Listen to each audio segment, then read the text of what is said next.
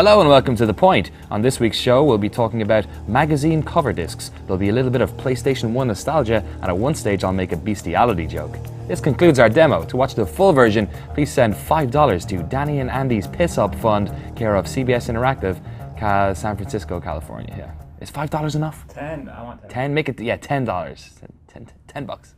There was a time before the internet got fast, when you'd have to decide between spending 30 minutes downloading a single Korn MP3 or a low-resolution MPEG of a dude banging a donkey. A simpler time, before software was easily downloadable via the internet, before consoles even knew what a modem was. This was the golden age of the game demo, vertical slices of upcoming games that developers released weeks before a game's launch in an effort to drum up hype. These demos were sharewared around between friends or contained on cover discs stuck to the front of magazines. For most gamers, they were the first time they really got to see a game in action after months or years of flicking through pages of screenshots. A good demo had the power to turn apathy into a sale, to start a groundswell of hype that could make or break a game.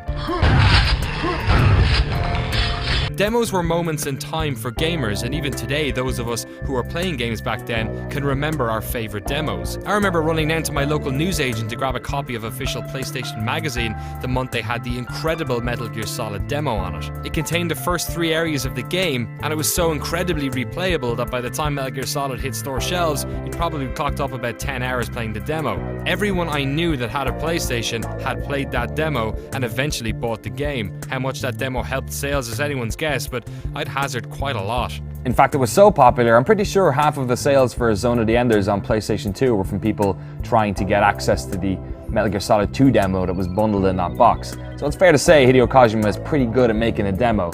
In fact, he's so good, he tricked a bunch of us into spending $30 for one earlier this year. Shots fired. For all intents and purposes, Ground Zeroes is a demo, at least in terms of the lofty expectations that MGS demos have set. It's a slice, albeit a unique one, of what we should expect to play when Phantom Pain comes out sometime in the future. You can complete all of its modes in a couple of hours, but it's pretty replayable. You know, like a demo. Now, I don't mind paying for Ground Zeroes, but there's no way I was going to do it 10 years ago. And unlike the demo, there's probably no chance that anyone stumbled onto playing Ground Zeroes. This was a game made specifically for fans of the series, with massive snake boners and $30 to spare. But that's not to say that there aren't other ways we get to play games before they're released. In fact, if anything, there are far more ways now. If you pre-ordered Destiny, you probably played the beta this week. That's basically a demo. If you've ever supported a Kickstarter, the chances are you've been involved in an alpha. The entire early access section of Steam is full of truncated versions of games that you pay to play. And if that doesn't appeal to you, fuck it, there are dozens of free-to-play games out there. And some of them are like really good. Demos for games are practically dead. They're basically dead on PC, and though next-gen consoles have some available, clearly they're just a few steps behind the early access revolution. The way we consume game media and the way we actually get access to games has fundamentally changed since the golden age of the game demo, but in that transition, we've definitely lost something.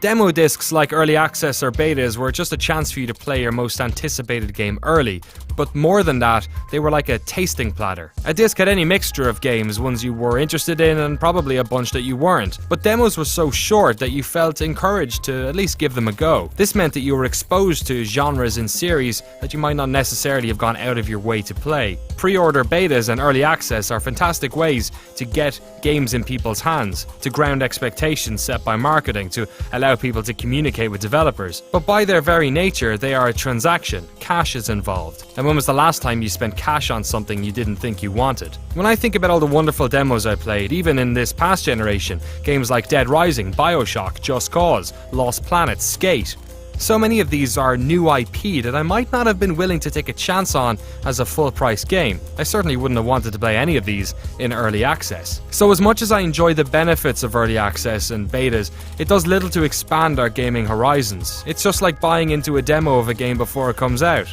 It's another form of marketing, and though a trusted recommendation from a friend or stranger might get you to play a wonderful game on early access, with the death of demos, be them physical or digital, we've lost much of the ability to discover new gaming experiences for ourselves, at least without paying a small fortune. Hey, or maybe I'm just an old fuddy-duddy who misses the feeling of ripping a CD off the cover of a magazine, popping it in my computer, and seeing what mysteries lie within. Look at this, it's even got a demo disc in it. Official PlayStation demo disc. World Soccer Winning 11 sevens on it. Oh my god. Harry Potter Quidditch World Cup. Ghost Recon Jungle Storm. Oh look, videos. Remember we used to get trailers on these things? Oh, there's a Metal Gear Solid thing right there. Can't get away from it. I love this stuff. Look, this is a Jean Reno What's he doing now? interview. Okay. The fucking Gillian Anderson. What? What games does she play? What is this? Is this like a section about...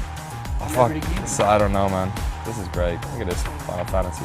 Look at this. Like, Psy Girls. More like Psy Girls. That's pretty good.